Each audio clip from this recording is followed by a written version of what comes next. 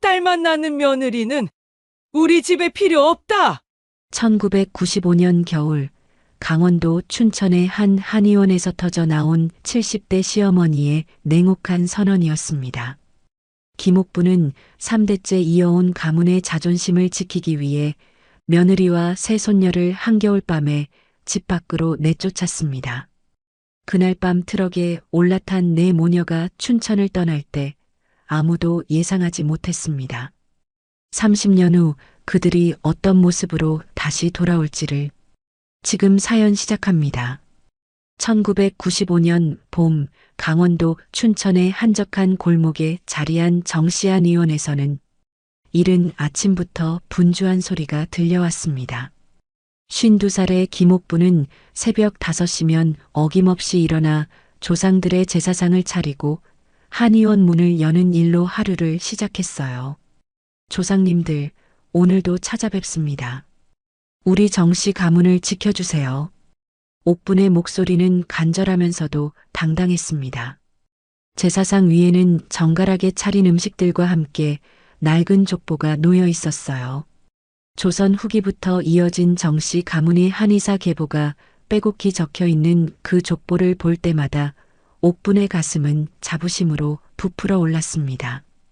한의원 대청 벽에는 정씨안 의원이라고 적힌 오래된 현판이 걸려 있었어요. 증조 할아버지 때부터 시작해서 시아버지, 그리고 지금의 남편까지 3대에 걸쳐 이어져 온 한의원의 역사가 고스란히 담겨 있었습니다. 현판 아래로는 각종 한약재들이 정리된 커다란 한약장이 서 있었고 그 앞에는 환자들을 진맥하는 낮은 상이 놓여 있었어요. 여보, 벌써 일어났어? 남편 정항구가 진료실에서 나오며 아내에게 인사했습니다. 55살의 항구는 이 지역에서 가장 실력 있는 한의사로 소문난 인물이었어요. 환자들은 멀리 서울에서도 그를 찾아올 정도였습니다. 그럼요. 오늘도 환자들이 많이 올 테니까 준비를 서둘러야죠. 옥부는 만족스러운 표정으로 대답했습니다. 정씨안 의원은 이 지역에서 가장 번성하는 의료기관 중 하나였어요. 남편의 뛰어난 실력과 함께 자신이 꼼꼼하게 챙기는 한의원 운영 덕분이었습니다. 아침 8시가 되자 옥부는 한의원 앞마당을 쓸기 시작했어요. 마당 한쪽에는 각종 약초들이 말리고 있었고 다른 쪽에는 환자들이 앉아서 기다릴 수 있는 평상이 놓여 있었습니다. 옥분이 청소를 하고 있는데 이웃집 김순옥이 지나가다 인사를 건넸어요. 옥분 씨, 오늘도 부지런하시네요. 한의원이 번창하니까 좋겠어요. 고맙습니다. 조상님들 덕분이죠. 옥분의 대답에는 자부심이 가득했습니다. 순옥은 빗자루질하는 옥분의 모습을 지켜보다가 조심스럽게 입을 열었어요. 그런데 태민이는 언제쯤 내려올까요? 아들이 가업을 이어받으면 더 든든하겠어요. 곧 내려올 거예요. 지금 서울에서 마지막 수련을 받고 있거든요. 옥분의 목소리에는 아들에 대한 믿음과 기대가 묻어 있었습니다. 30살의 태민은 한의대를 졸업한 후 서울의 큰 한의원에서 임상 경험을 쌓고 있었어요. 언젠가는 고향으로 돌아와 정씨 한의원을 이어받을 예정이었습니다. 미숙이와 손녀들은 어때요? 건강하게 잘 지내고 있죠? 순옥의 질문에 옥분의 표정이 미묘하게 변했습니다. 며느리 미숙과 손녀들에 대한 복잡한 감정이 얼굴에 스쳐 지나갔어요. 잘 지내고 있어요. 다만 옥분은 말을 멈추고 한숨을 살짝 쉬었습니다. 손녀가 셋이나 되는 상황이 못내 아쉬웠어요. 혜진이가 5살, 수진이가 3살, 그리고 막내 민진이가 돌이 조금 넘었는데 모두 딸이었습니다. 그래도 손녀들이 다 예쁘고 똑똑하다고 하던데요. 특히 큰애는 정말 영리하다며요? 그런가요? 옥부는 별 관심 없다는 듯 대답했습니다. 사실 손녀들의 성장에 대해서는 크게 신경 쓰지 않았어요. 딸들은 언젠가 시집가면 남의 집 사람이 될 테니까요. 정씨 가문의 대를 이을 수 있는 건 아들뿐이라고 굳게 믿고 있었습니다. 순옥이 돌아간 후 옥부는 한의원 안으로 들어가 남편의 진료 준비를 도왔습니다. 각종 한약재들을 정리하고 침구용품들을 소독하며 환자 기록부들을 정돈했어요. 이 모든 일을 하면서도 옥분의 마음 한구석에는 늘 같은 걱정이 자리하고 있었습니다. 오전 10시쯤 서울에서 전화가 걸려왔습니다. 태민에게서 온 전화였어요. 어머니, 잘 지내셨어요? 응, 태민아. 잘 지내고 있니? 몸은 괜찮고? 네, 건강하게 잘 지내고 있어요. 수련도 순조롭게 진행되고 있고요. 태민의 목소리는 밝고 활기찼습니다. 옥부는 아들의 목소리를 들으니 기분이 좋아졌어요. 그나저나 미숙이와 아이들은 어떻게 지내고 있어? 잘 지내고 있어요. 혜진이가 요즘 책 읽기를 정말 좋아해요. 어제는 한의학 관련 동화책을 보더니 자기도 한의사가 되고 싶다고 하더라고요. 태미는 웃음 섞인 목소리로 말했습니다. 하지만 옥분의 표정은 순간 굳어졌어요. 뭐라고? 한의사가 되고 싶다고? 네, 정말 귀엽지 않아요? 아빠처럼 한의사가 되어서 아픈 사람들을 고쳐주고 싶다고 하는데 옥분의 얼굴이 심각해졌습니다. 전화기를 든 손에 힘이 들어갔어요. 태민아, 그런 말 시키지 마라. 네, 왜요? 한의사는 남자가 하는 거야. 여자가 무슨 한의사야? 옥분의 목소리가 단호해졌습니다. 태민은 전화기 너머에서 당황하는 기색이었어요. 어머니, 요즘은 여자 한의사도 많잖아요. 시대가 달라졌어요. 시대가 달라졌어도 우리 집은 다르다. 정씨 한의원은 대대로 남자들이 이어온 거야. 그걸 여자가 어떻게 이어받겠어? 옥분의 목소리에는 확고한 신념이 담겨 있었습니다. 태민은 더 이상 말하지 못하고 그냥 네, 알겠습니다라고만 대답했어요. 전화를 끊고 난 후 옥부는 마음이 불편했습니다. 5살짜리 손녀가 한의사가 되고 싶다는 말이 자꾸 머릿속에 맴돌았어요. 그런 생각을 가질 시간에 차라리 며느리가 아들을 하나 더 낳아줬으면 좋겠다는 생각이 들었습니다. 오전 9시부터 환자들이 하나둘씩 찾아오기 시작했습니다. 오후 2시쯤에는 동네에 사는 박씨 할머니가 진료를 받으러 왔어요. 원장님, 무릎이 아파서 왔어요. 항구가 진맥을 하는 동안 옥부는 환자와 이야기를 나누었습니다. 할머니, 아드님은 잘 지내세요? 응, 잘 지내고 있어. 며느리가 아들을 또 낳아줘서 기뻐 죽겠다니까. 박씨 할머니의 말에 옥분의 표정이 어두워졌습니다. 남의 집 손자 이야기를 들으니 괜히 기분이 상했어요. 우리 태민이도 빨리 아들을 낳아줬으면 좋겠는데. 옥분이 중얼거리자 박씨 할머니가 고개를 끄덕였어요. 그래야 가문이 이어지지. 딸만 있으면 뭐해. 결국 남의 집 사람이 되는 건데. 맞아요. 정말 그래요. 옥부는 박씨 할머니의 말에 깊이 공감했습니다. 딸은 언젠가 시집가면 남의 집 사람이 되지만 아들은 평생 자기 집 사람이라는 생각이 확고했어요. 그날 저녁 옥부는 족보를 다시 한번 펼쳐봤습니다. 정씨 가문의 한의사들 이름이 빼곡히 적혀 있는 그 족보에서 태민의 이름 아래는 아직 공백이었어요. 언젠가 태민의 아들 이름이 그 자리에 적힐 날을 꿈꾸며 옥부는 조상님들께 간절히 기도했습니다. 조상님들, 우리 태민이에게 아들을 점지해 주세요. 정씨 한의원이 대대로 이어질 수 있도록 도와주세요. 밤이 깊도록 옥분의 기도는 계속됐습니다. 3대째 이어온 한의원의 자존심을 지키고 싶은 마음이 간절했어요. 아들만이 가문의 대를 이을 수 있다는 믿음은 변하지 않았습니다. 1992년 가을, 옥분에게는 잊을 수 없는 날이 하나 있었습니다. 며느리 미숙이 둘째를 낳던 날이었어요. 옥부는 산부인과 앞에서 초조하게 기다리고 있었습니다. 손에 든 염주를 돌리며 중얼거렸어요. 이번엔 꼭 아들이어야 해. 제발. 병원 복도를 오가며 발걸음을 멈추지 않았습니다. 항구도 함께 와서 아내를 달래려 했지만 옥분의 불안감은 쉽게 가라앉지 않았어요. 여보, 너무 걱정하지 마. 건강하게만 태어나면 돼. 무슨 소리야? 건강한 것도 중요하지만 아들이어야 하잖아. 옥분의 목소리는 떨리고 있었습니다.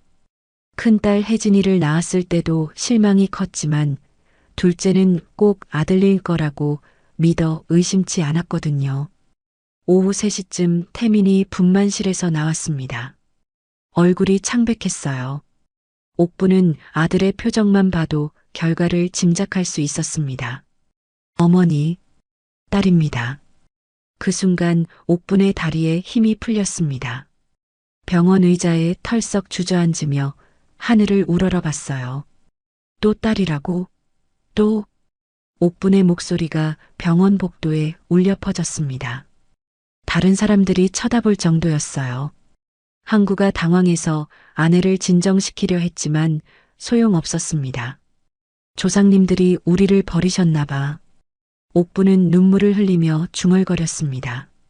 태미는 어머니의 그런 모습을 보며 가슴이 아팠지만 뭐라고 위로해야 할지 몰랐어요. 그날부터 옥분의 며느리에 대한 태도가 완전히 달라졌습니다. 미숙이 산후조리를 위해 친정에 가 있는 동안에도 마음이 편치 않았어요. 딸만 둘이면 어떡하지? 이러면 우리 집안이 어떻게 되는 거야? 옥부는 하루 종일 이런 말을 반복했습니다. 항구가 달래려 해도 소용없었어요. 여보, 아직 젊으니까 아들을 낳을 기회가 있어. 언제까지 기다려야 해? 우리도 늙어가는데. 2주일 후 미숙이 둘째 딸 수진을 데리고 집으로 돌아왔을 때 옥분의 차가운 시선이 며느리를 맞이했습니다. 고생했어. 옥분의 인사는 건성이었어요.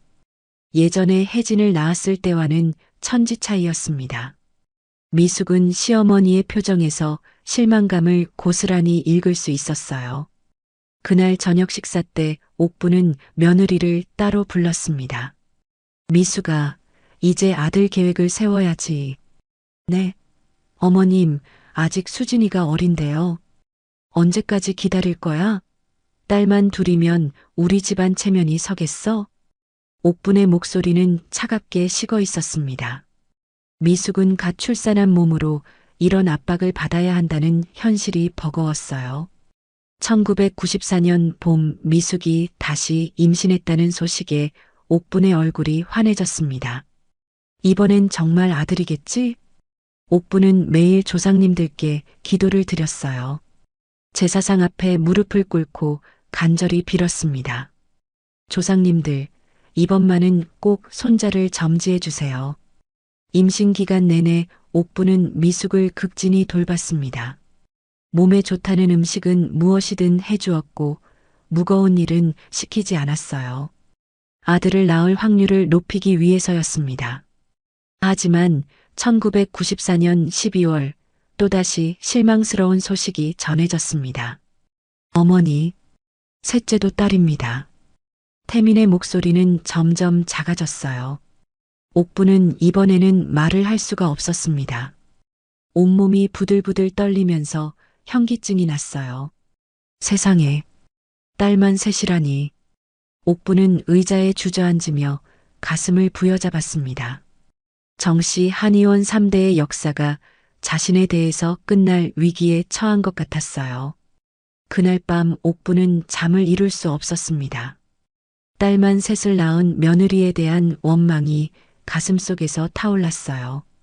새벽까지 뒤척이다가 결국 일어나 제사상 앞에 앉았습니다. 여보, 이럴 줄 알았으면 태민이를 다른 여자와 결혼시킬 걸 그랬어. 남편의 영정은 없었지만 살아계실 때 하던 자리를 바라보며 중얼거렸어요. 며칠 후 미숙이 셋째 딸 민진을 데리고 친정에서 돌아왔을 때 옥분의 표정은 얼음처럼 차가웠습니다. 또 딸이네. 옥분의 첫마디였어요. 축하 인사도 없었습니다. 미숙은 갓난아기를 안고서 고개를 숙였어요. 어머님, 죄송합니다. 죄송하다고? 뭘 잘못했다고 죄송해? 옥분의 말투는 비꼬는 듯 했습니다. 미숙은 눈물이 날 것 같았지만 꾹 참았어요. 그 후로 옥분의 며느리와 손녀들에 대한 태도는 완전히 달라졌습니다. 5살이 된 혜진이 할머니하고 부르며 다가와도 고개를 돌려버렸어요. 할머니, 왜 저를 안 봐주세요? 혜진의 순진한 질문에도 옥분은 대답하지 않았습니다. 아이가 무슨 잘못이 있겠어요. 하지만 딸이라는 것 자체가 옥분에게는 실망이었습니다. 둘째 수진이 감기에 걸려 열이 날 때도 옥분은 관심을 보이지 않았어요. 아이가 아픈데 병원에 데려가야 하지 않을까요? 미숙이 시어머니에게 말했지만 옥분은 냉랭했습니다. 내가 알아서 해. 예전 같으면 손녀가 아프면 밤새 간병했을 옥분이었는데 이제는 완전히 달랐어요. 1995년 어느 날 5살 혜진이 옥분 앞에 와서 그림책을 펼쳐 보였습니다. 할머니, 저도 한의사 될래요. 아픈 사람들 고쳐주고 싶어요. 그림책에는 병원에서 일하는 의사들이 그려져 있었어요. 혜진의 눈은 반짝이고 있었습니다. 옥분은 그 말을 듣고 코웃음을 쳤습니다. 한의사는 남자가 하는 거야. 여자가 무슨 한의사야? 혜진의 맑은 눈에 실망의 빛이 스쳤지만 아이는 포기하지 않았어요. 그런데 텔레비전에서 여자 한의사 선생님도 봤는데요. 그런 소리 하지 마. 우리 집 한의사는 남자만 할 수 있어. 옥분의 호통에 혜진은 울음을 터뜨리며 엄마 품으로 뛰어갔습니다. 미숙은 딸을 달래면서도 시어머니를 원망스럽게 바라봤어요. 어머님, 애가 아직 어린데 너무 심하신 것 아니에요? 심하긴 뭐가 심해. 사실을 말한 거잖아. 옥분과 며느리 사이의 갈등은 점점 깊어져 갔습니다. 태미는 어머니와 아내 사이에서 괴로워하며 술을 마시기 시작했어요. 태민아, 너도 답답하지 않니? 딸만 셋이면 우리 집안이 어떻게 되는 거야? 어머니, 요즘 시대에는 딸도 아들만큼 소중해요. 요즘 시대가 뭐가 다르다고. 조상 대대로 내려온 가업이 끊어져도 괜찮다는 거야? 태미는 더 이상 어머니와 대화할 수 없었습니다. 밤마다 소주를 마시며 고민에 빠졌어요. 집안 분위기는 날로 차가워져 갔습니다. 미숙은 시어머니 눈치를 보며 조심스럽게 생활해야 했어요. 손녀들도 할머니가 무서워서 숨죽여 지내게 되었습니다. 옥분은 손녀들을 볼 때마다 혀를 찼어요. 쓸모없는 것들. 이런 말을 들은 아이들은 더욱 위축되었습니다.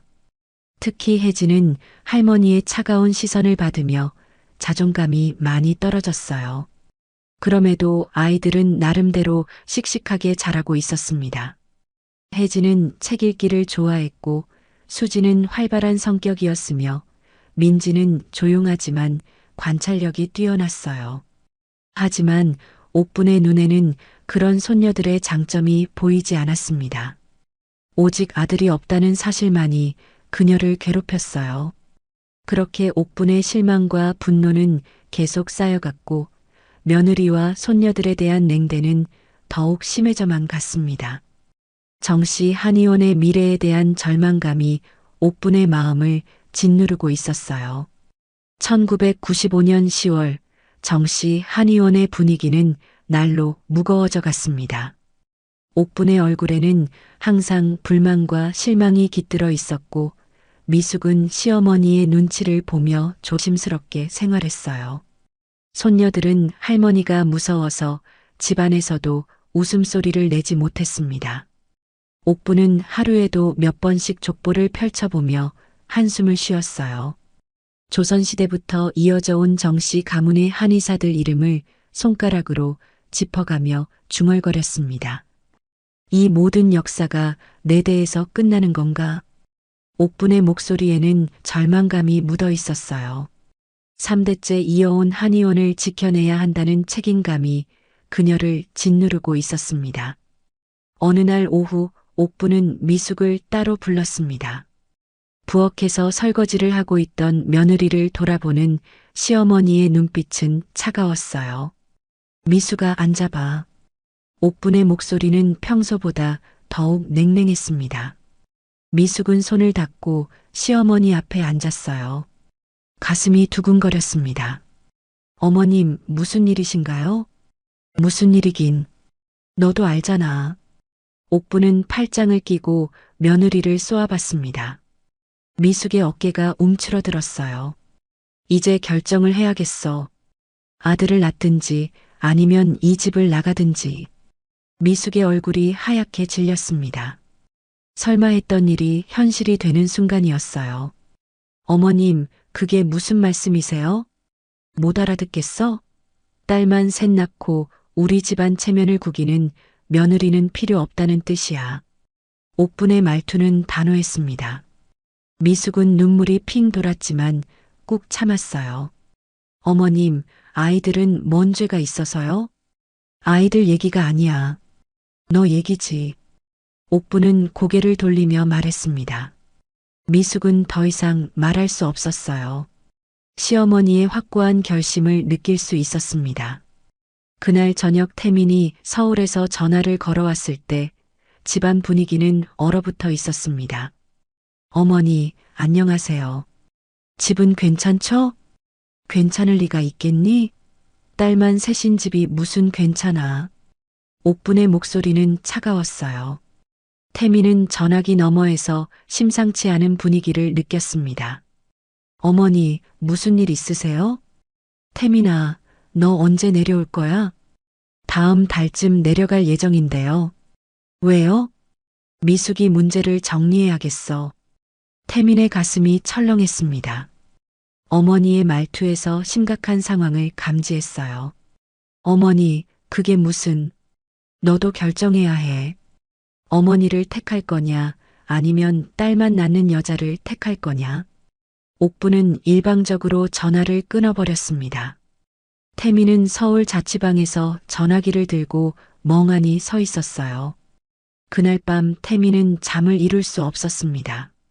어머니의 말이 계속 머릿속을 맴돌았어요. 술을 한 잔 마시고 또 마셨습니다. 어머니와 아내 사이에서 선택을 해야 한다는 현실이 버거웠어요. 어떻게 해야 하지? 태민은 혼자 중얼거리며 밤새 고민했습니다. 어머니의 뜻을 거스르는 것은 불효이지만 아내와 아이들을 버리는 것도 인간으로서 할 수 없는 일이었어요. 며칠 후 옥부는 동네 사람들과 이야기하면서 자신의 생각을 드러냈습니다. 이웃집 순옥이 한의원에 들렀을 때였어요. 옥분 씨, 요즘 집안 분위기가 왜 이래요? 미숙이 얼굴이 어두워 보이던데. 그게 다 딸만 셋 때문이에요. 옥부는 한숨을 쉬며 대답했습니다. 순옥은 조심스럽게 물었어요. 그래도 손녀들이 다 예쁘고 똑똑한데 그렇게 속상해야 할 일인가요? 순옥 씨, 딸이 아무리 예뻐도 남의 집 사람이 되는 건 마찬가지잖아요. 우리 집안대를 누가 잇겠어요? 옥분의 목소리에는 확신이 묻어 있었습니다. 순옥도 고개를 끄덕였어요. 당시만 해도 그런 생각이 일반적이었습니다. 그렇긴 하죠. 아들이 있어야 가문이 이어지니까. 이런 식으로 동네 사람들도 대부분 옥분의 편이었어요. 미숙은 점점 고립되어 갔습니다. 한편 5살 혜진은 집안 분위기가 이상하다는 것을 느끼고 있었습니다. 어느 날 엄마에게 조심스럽게 물어봤어요. 엄마, 할머니가 왜 우리를 안 좋아해요? 미숙은 딸의 순진한 질문에 가슴이 아팠습니다. 어떻게 설명해야 할지 막막했어요. 할머니가 우리를 안 좋아하는 게 아니야. 그냥 복잡한 어른일이야. 우리가 할머니한테 잘못한 게 있어요? 혜진의 맑은 눈을 보니 미숙은 눈물이 날 것 같았습니다. 아이들에게는 아무 잘못이 없는데 이런 상황을 겪어야 한다는 것이 안타까웠어요. 11월 어느 날 옥부는 한의원 진료 중에도 계속 불안한 마음을 드러냈습니다. 환자 한 분이 물어봤어요. 원장님, 요즘 표정이 안 좋으시네요. 무슨 걱정이라도 있으세요? 아, 별거 아닙니다. 집안일로 좀 복잡해서요. 옥부는 대충 얼버무렸지만 환자는 계속 관심을 보였어요. 혹시 며느리 문제인가요? 요즘 며느리들 말 안 듣는다고 하던데. 글쎄요. 딸만 셋이니까 답답하죠. 옥분의 말에 환자가 고개를 끄덕였습니다.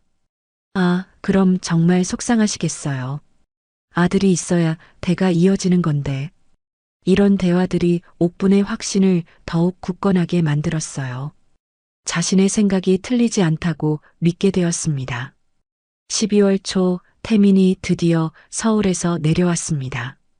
집에 도착하자마자 무거운 분위기를 느꼈어요. 아이들은 아버지를 보고 반가워했지만 평소보다 조용했습니다. 아빠, 할머니가 화나 있어요. 수진이가 아버지에게 작은 목소리로 말했습니다. 태민은 가슴이 답답했어요. 그날 저녁 옥부는 아들을 불러 앉혔습니다. 항구도 함께 자리했어요. 태민아, 이제 결정할 때가 됐어. 옥분의 목소리는 단단했습니다. 태민은 고개를 숙였어요. 어머니, 그게 뭐가 그렇게 고민이야? 우리 집안 300년 역사가 딸들 때문에 끝나도 괜찮다는 거야? 옥분의 목소리가 높아졌습니다. 항구가 중재하려 했지만 소용없었어요. 여보, 너무 급하게 생각하지 말고. 급하긴 뭐가 급해요? 벌써 딸을 셋이나 낳았는데 더 기다리라고요? 옥부는 남편의 말도 끊어버렸습니다. 태미는 괴로운 표정으로 고민에 빠졌어요. 어머니, 시간을 좀 주세요. 생각해 볼게요. 생각할 게 뭐가 있어? 딸만 낳는 며느리 때문에 우리 집안이 망해도 된다는 거야? 옥분의 분노는 점점 커져만 갔습니다. 태미는 더 이상 대답할 수 없었어요. 그날 밤 태미는 술을 마시며 밤새 고민했습니다. 어머니의 압박과 아내에 대한 미안함 사이에서 괴로워했어요. 결국 술에 취해 잠들었지만 문제는 해결되지 않았습니다. 다음 날 아침 옥부는 며느리에게 마지막 경고를 했습니다. 미숙아, 이번 주 안에 짐 싸라. 미숙은 더 이상 참을 수 없었습니다. 눈물을 흘리며 시어머니께 매달렸어요. 어머님, 제발이요. 아이들 생각해서라도. 아이들은 내가 상관할 바 아니야. 내가 알아서 해. 옥부는 냉정하게 말하며 자리를 떠났습니다. 미숙은 그 자리에 주저앉아 울음을 터뜨렸어요. 폭풍전야의 긴장감이 정씨 한의원을 짓누르고 있었습니다. 이제 정말로 선택의 시간이 다가오고 있었어요. 1995년 12월 15일 춘천에 첫눈이 내리기 시작했습니다. 하얀 눈송이들이 정씨 한의원 마당에 소리 없이 쌓여갔지만 집안의 분위기는 얼어붙은 겨울보다 더 차가웠어요. 옥부는 이른 아침부터 조상님들께 제사를 지내며 간절히 기도했습니다. 제사상 앞에 무릎을 꿇고 앉아 촛불을 바라보는 그녀의 얼굴에는 결연한 의지가 서려 있었어요. 조상님들, 오늘 중요한 결정을 내려야 합니다. 정씨 가문을 지킬 수 있도록 도와주세요. 옥분의 목소리는 떨렸지만 확고했습니다. 이미 마음의 결정을 내린 상태였어요. 아침 8시 태민이 안방에서 나왔을 때 얼굴이 말이 아니었습니다. 며칠간 술을 마시며 고민한 흔적이 역력했어요.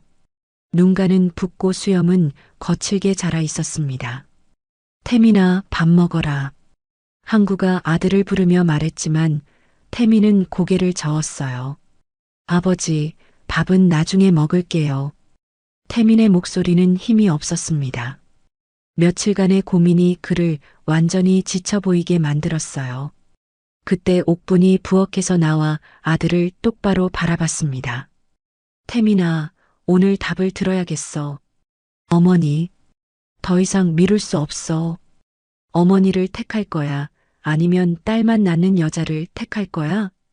옥분의 목소리는 차갑고 단호했습니다. 태민의 어깨가 축 처졌어요. 이때 미숙이 아이들과 함께 방에서 나왔습니다. 5살 혜진은 엄마 손을 꼭 잡고 있었고 3살 수지는 엄마 치마를 붙들고 있었어요. 돌이 갓 지난 민지는 미숙의 품에 안겨 있었습니다. 어머님, 아침 인사드려요. 미숙이 조심스럽게 인사했지만 옥부는 쳐다보지도 않았어요. 아이들은 할머니의 차가운 시선을 받으며 더욱 엄마에게 바짝 붙었습니다. 아빠, 할머니가 왜 화나 있어요? 혜진이 아버지에게 작은 목소리로 물었습니다. 태미는 딸의 맑은 눈을 제대로 쳐다볼 수가 없었어요. 혜진아, 조용히 해. 태민의 대답은 건성이었습니다. 혜진은 아버지의 이상한 반응에 더욱 불안해했어요. 오전 10시쯤 옥부는 마침내 최종 선언을 했습니다. 온 가족이 거실에 모인 가운데였어요. 딸만 낳는 며느리는 이 집에 더 이상 필요 없어. 옥분의 말이 떨어지자 거실이 조용해졌습니다. 미숙의 얼굴이 창백해졌고 아이들은 무슨 일인지 모르면서도 긴장했어요. 어머님, 그게 무슨... 태민아, 이제 내가 선택해. 옥부는 며느리의 말을 끊고 아들을 바라봤습니다. 태민은 고개를 들 수 없었어요. 항구가 나서려 했습니다. 여보, 너무 심한 것 아니야? 아이들도 있는데. 당신은 나서지 마요. 이건 어머니와 아들의 문제예요. 옥부는 남편의 말도 일축했습니다. 항구는 답답한 표정으로 고개를 저었어요. 태민이 마침내 입을 열었습니다. 어머니, 시간을 좀 더 주세요. 시간이 뭐가 더 필요해? 딸만 셋 낳고도 부족해? 옥분의 목소리가 높아졌습니다. 아이들이 깜짝 놀라 엄마에게 더욱 바짝 붙었어요. 미숙이 떨리는 목소리로 말했습니다. 어머님, 저희가 어디로 가라는 건가요? 아이들이 아직 어린데요. 그건 내가 알아서 할 일이야. 내가 상관할 바 아니고. 옥분의 냉정한 대답에 미숙은 눈물이 핑 돌았습니다. 혜진이 엄마의 손을 더욱 세게 잡았어요. 엄마, 우리 어디 가요? 혜진의 순진한 질문에 미숙은 대답할 수 없었습니다. 목이 메어 말이 나오지 않았어요. 태민이 괴로운 표정으로 어머니를 바라봤습니다. 어머니, 정말 이래야 하나요? 내가 우리 집안 300년 역사보다 딸만 낳는 여자가 더 중요하다면 어쩔 수 없지. 옥분의 말에 태민은 머리를 감쌌습니다. 극도의 스트레스에 시달리고 있었어요. 정오가 되어서야 태민이 마침내 결정을 내렸습니다. 그의 얼굴에는 절망과 체념이 뒤섞여 있었어요. 미숙아. 태민이 아내를 부르는 목소리는 떨렸습니다. 미숙은 불안한 표정으로 남편을 바라봤어요. 아이들 데리고 나가. 미숙의 얼굴이 하얗게 질렸습니다. 설마 했던 일이 현실이 되는 순간이었어요. 여보, 정말 그런 뜻이에요? 나는 어머니와 한의원을 지키겠어. 태민의 목소리는 점점 작아졌습니다. 스스로도 믿기 어려운 말을 하고 있었어요. 아빠. 혜진이 아버지에게 달려갔습니다. 아이는 상황을 완전히 이해하지는 못했지만 뭔가 나쁜 일이 일어나고 있다는 것을 느꼈어요. 아빠, 우리 진짜 나가야 해요? 할머니한테 잘못했다고 사과할게요. 혜진이 울먹이며 아버지에게 매달렸습니다. 태민은 딸을 제대로 바라볼 수 없었어요. 혜진아, 아빠가 미안해. 태민의 목소리가 떨렸습니다. 수진도 무슨 일인지 모르면서 울기 시작했어요. 아빠, 우리 왜 나가요? 여기가 우리 집인데. 3살 수진의 순진한 말에 태민의 가슴이 찢어지는 것 같았습니다. 하지만 이미 선택을 한 이상 돌이킬 수 없었어요. 미숙이 아이들을 진정시키려 했습니다. 혜진아, 수진아, 엄마가 있잖아. 괜찮아. 하지만 미숙 자신도 눈물을 참기 어려웠어요. 갓난아기 민진을 품에 안고 오들오들 떨고 있었습니다. 옥부는 이 모든 장면을 냉정하게 지켜보고 있었습니다. 손녀들이 우는 모습에도 마음이 흔들리지 않았어요. 빨리 짐 싸서 나가. 오늘 중으로. 옥분의 명령은 차갑고 단호했습니다. 미숙은 더 이상 버틸 수 없었어요. 알겠습니다. 짐 싸겠습니다. 미숙의 목소리는 체념에 젖어 있었습니다. 아이들을 방으로 데리고 가서 짐을 싸기 시작했어요. 항구가 견디다 못해 옥분에게 말했습니다. 여보, 이건 너무 심해. 아이들은 무슨 죄가 있어? 당신은 끼어들지 마요. 이건 우리 가문의 문제라고요. 옥부는 남편의 말에도 흔들리지 않았습니다. 확고한 신념을 가지고 있었어요. 오후 4시쯤 미숙이 아이들과 함께 짐을 들고 나왔습니다. 크지 않은 가방 2개가 전부였어요. 아이들 옷가지와 기저귀, 그리고 간단한 생필품만 챙겼습니다. 이웃들이 창문으로 지켜보는 가운데 택시 한 대가 정시 한의원 앞에 섰습니다. 미숙은 떨리는 손으로 아이들을 택시에 태웠어요. 엄마, 아빠는 안 가요? 혜진이 택시 창문으로 고개를 내밀며 물었습니다. 태미는 대문 앞에 서서 가족이 떠나는 모습을 지켜보고 있었어요. 아빠는 할머니와 함께 있어야 해. 미숙이 울먹이며 대답했습니다. 혜진의 눈에 눈물이 글썽였어요. 아빠, 우리 언제 다시 와요? 혜진의 마지막 질문에 태미는 대답할 수 없었습니다. 고개를 돌려버렸어요. 택시가 출발할 때 미숙이 창문으로 정시 한의원을 마지막으로 바라봤습니다. 옥부는 대문 앞에 서서 차가운 표정으로 지켜보고 있었어요. 항구는 안쓰러운 표정이었지만 아무것도 할 수 없었습니다. 택시가 골목을 벗어나자 정시 한의원은 다시 조용해졌습니다. 하지만 그 조용함은 평화로운 것이 아니라 무서운 침묵이었어요. 옥부는 집으로 들어가 제사상 앞에 앉았습니다. 조상님들, 정시 가문을 지켰습니다. 이제 태민이가 좋은 여자 만나서 아들을 낳을 수 있도록 도와주세요. 하지만 옥분의 목소리에는 예전의 확신이 조금 흔들리는 것 같았어요. 손녀들의 울음소리가 자꾸만 귀에 맴돌았습니다.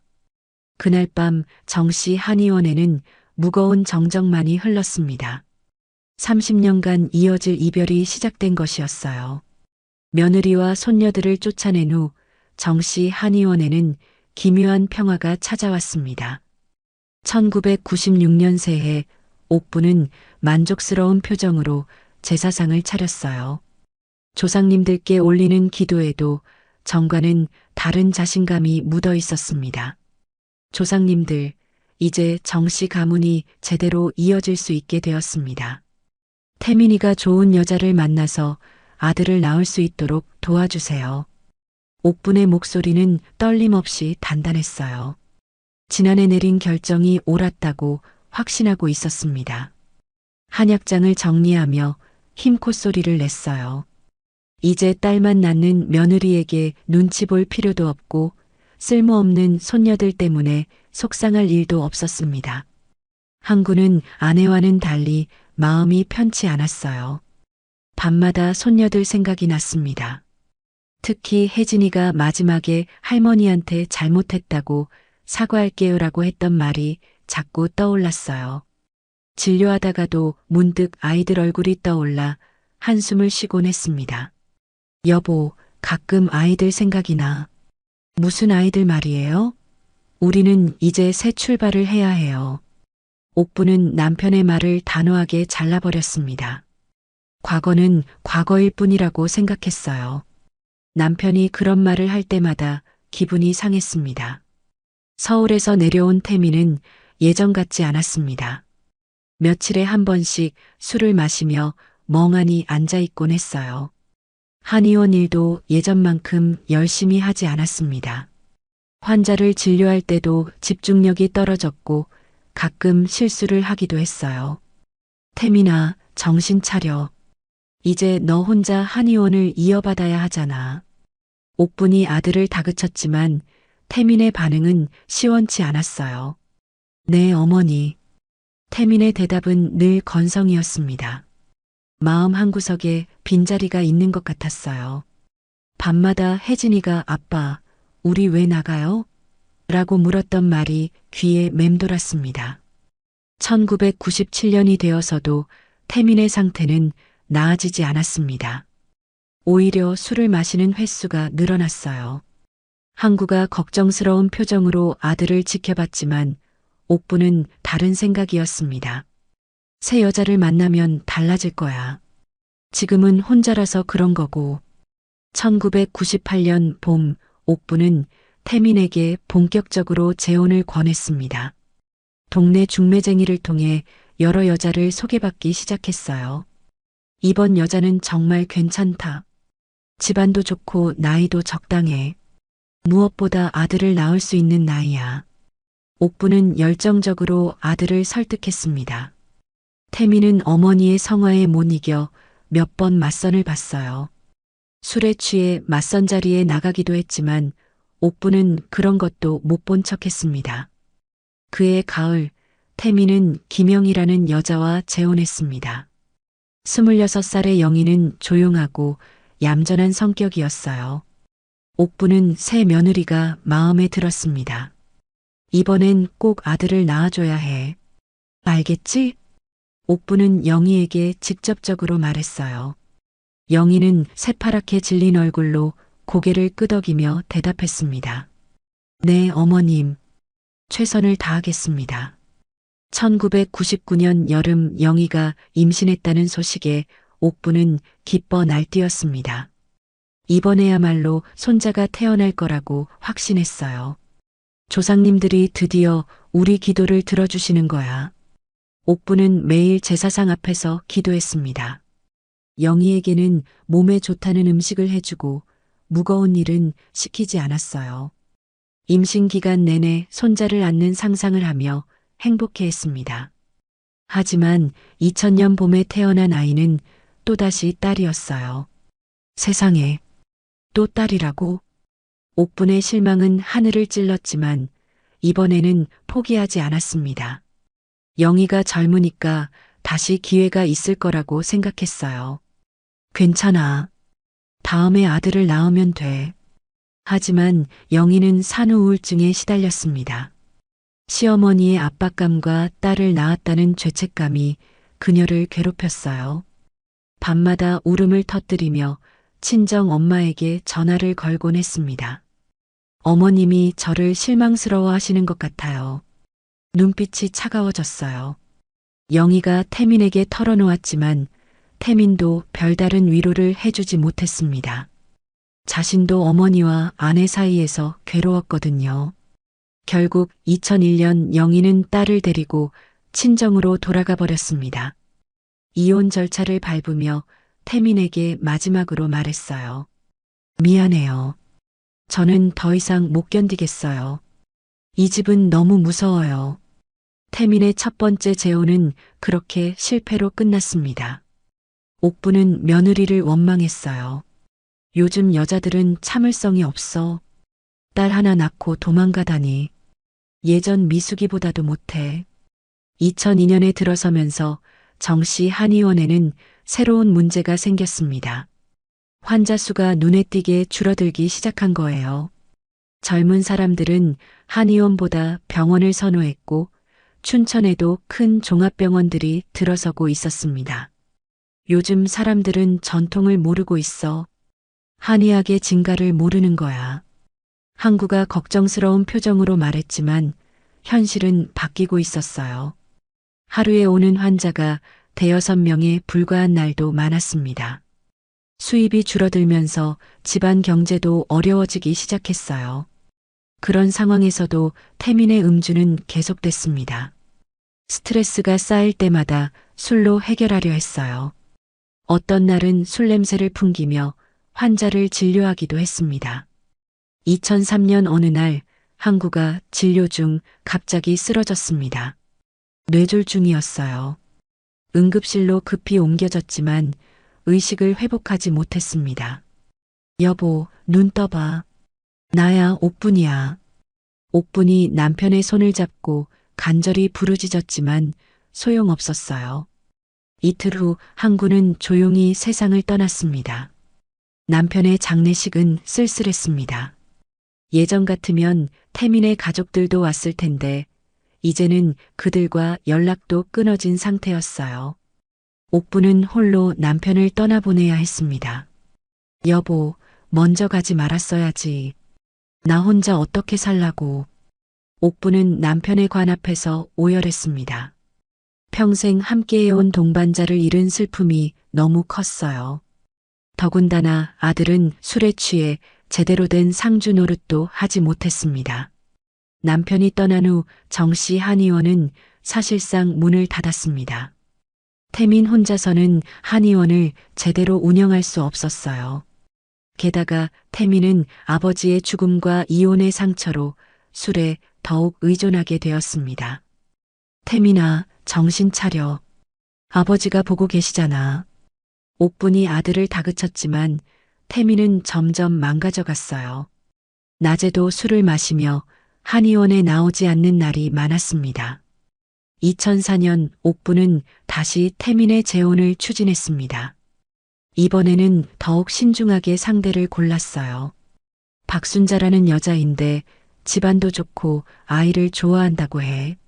나이는 좀 있지만 아직 아이를 낳을 수 있어.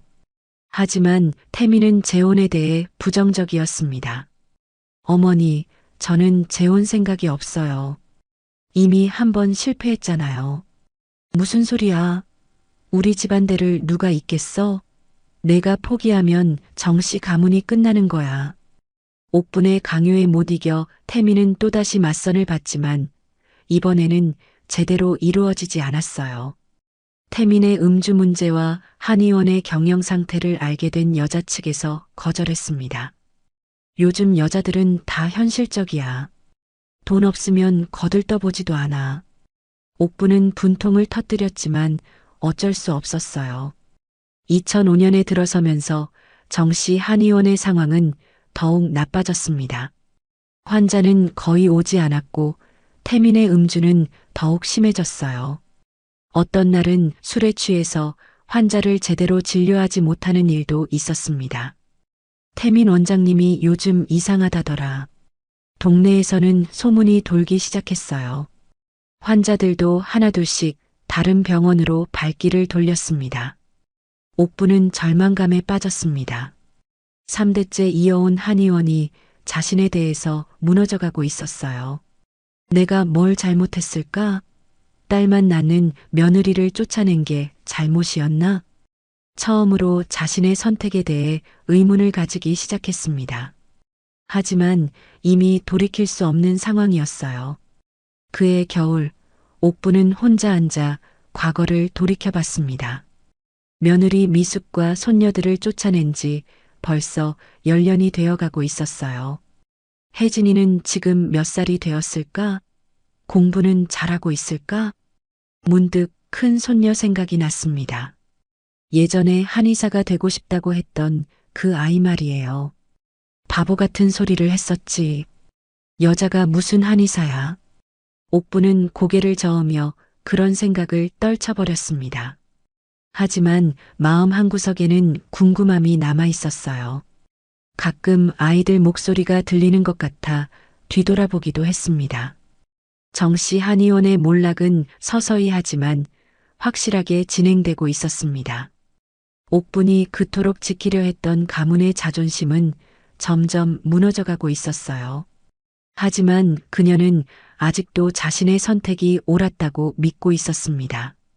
10년 전 내린 결정의 결과가 서서히 드러나고 있었지만 옥부는 그것을 인정하고 싶지 않았어요. 여전히 태민이 좋은 여자를 만나서 아들을 낳을 거라고 믿고 있었습니다. 같은 시간 서울 노원구의 작은 투룸 아파트에서는 완전히 다른 이야기가 펼쳐지고 있었습니다.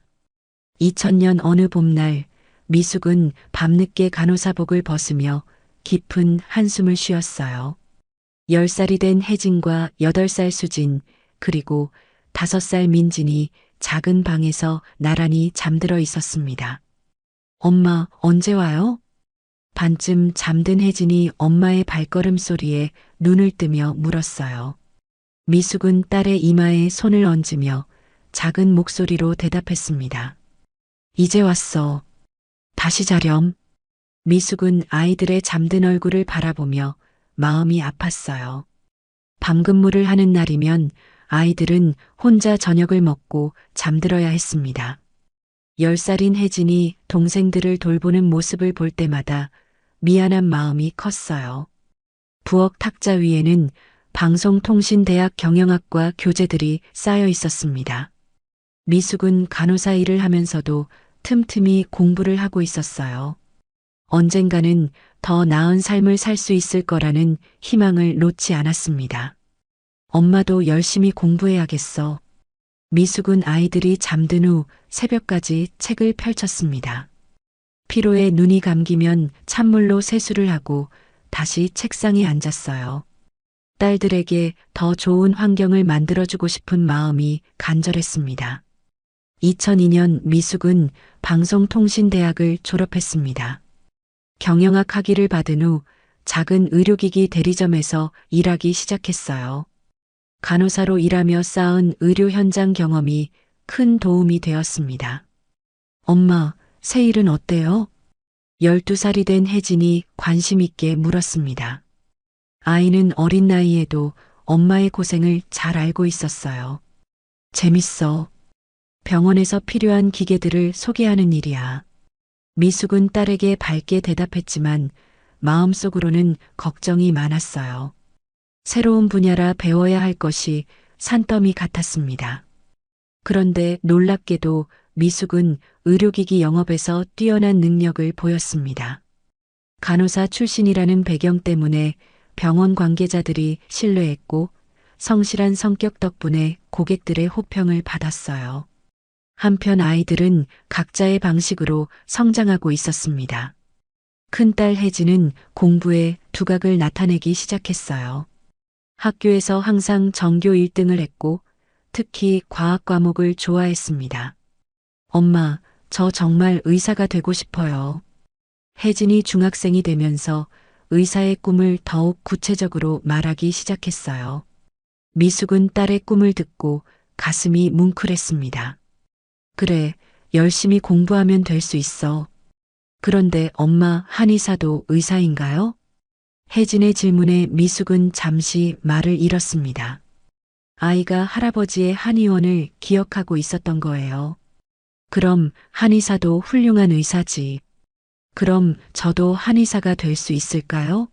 할머니는 여자는 안 된다고 하셨는데. 혜진의 말에 미숙의 가슴이 아팠습니다. 아이가 아직도 그때 일을 기억하고 있었어요. 혜진아, 요즘은 여자도 얼마든지 한의사가 될 수 있어. 실력만 있으면 성별은 상관없어. 둘째 수지는 활발하고 사교적인 성격으로 자라고 있었습니다. 친구들과 어울리기를 좋아했고 운동을 잘했어요. 특히 사람들을 돌보는 것을 좋아해서 아픈 친구가 있으면 먼저 나서서 도와주곤 했습니다. 엄마, 저는 아픈 아이들을 고쳐주는 의사가 되고 싶어요. 수진이 초등학교 6학년 때 한 말이었어요. 미숙은 두 딸이 모두 의사를 꿈꾸는 것을 보며 신기했습니다. 막내 민지는 조용하지만 똑똑한 아이로 자라고 있었습니다. 말수는 적었지만 관찰력이 뛰어났고 책을 좋아했어요. 특히 전통 문화에 관심이 많아서 한국사 책을 즐겨 읽었습니다. 2005년 미숙의 의료기기 사업이 큰 전환점을 맞았습니다. 대형 병원에 신제품 의료기기를 납품하는 계약을 성사시킨 거예요. 정말 축하해요, 미숙 씨. 이번 계약으로 회사 매출이 2배는 늘어날 것 같아요. 사장이 미숙을 크게 치하했습니다. 미숙은 그동안의 노력이 결실을 맺는 순간이라고 생각했어요. 그의 미숙은 과감하게 독립을 결심했습니다. 작은 의료기기 회사를 차렸어요. 자본은 부족했지만 그동안 쌓은 인맥과 경험이 있었습니다. 엄마가 사업을 시작한다고? 고등학생이 된 혜진이 놀란 표정으로 물었어요. 응, 조금 힘들겠지만 우리 미래를 위해서야. 미숙의 도전은 성공적이었습니다. 간호사 출신이라는 신뢰성과 성실한 성격이 고객들에게 어필했어요. 회사는 조금씩 성장하기 시작했습니다. 2007년 혜진이 서울대 한의대에 합격했다는 소식은 온 가족에게 기쁨이었습니다. 엄마, 저 정말 서울대 붙었어요. 혜진이 합격 통지서를 들고 뛰어오던 모습을 미숙은 평생 잊지 못할 거예요. 눈물이 핑 돌았습니다. 정말 자랑스러워, 혜진아. 엄마, 제가 한의사가 되면 할머니께서 인정해 주실까요? 혜진의 질문에 미숙은 복잡한 마음이었어요. 시어머니는 여전히 연락 한 번 없었습니다. 혜진아, 우리는 우리 길을 가는 거야. 다른 사람 인정보다 내가 하고 싶은 일을 하는 게 중요해. 2008년에는 수진이 연세대 의대에 진학했습니다. 자매가 모두 명문의대에 진학한다는 소식에 이웃들이 감탄했어요. 미숙 씨 딸들 정말 대단하네요. 어떻게 키우셨어요? 별거 없어요. 아이들이 알아서 잘 큰 거죠. 미숙은 겸손하게 대답했지만 속으로는 뿌듯했습니다. 힘든 시간을 견뎌낸 보람이 있었어요. 이 무렵 미숙의 회사도 크게 성장했습니다. 직원이 20명이 넘는 중견기업이 되었어요. 병원들과의 네트워크도 탄탄해졌습니다. 2009년 막내 민진도 고등학생이 되었습니다. 민지는 언니들과는 다른 길을 선택했어요. 엄마, 저는 한의학 연구를 하고 싶어요.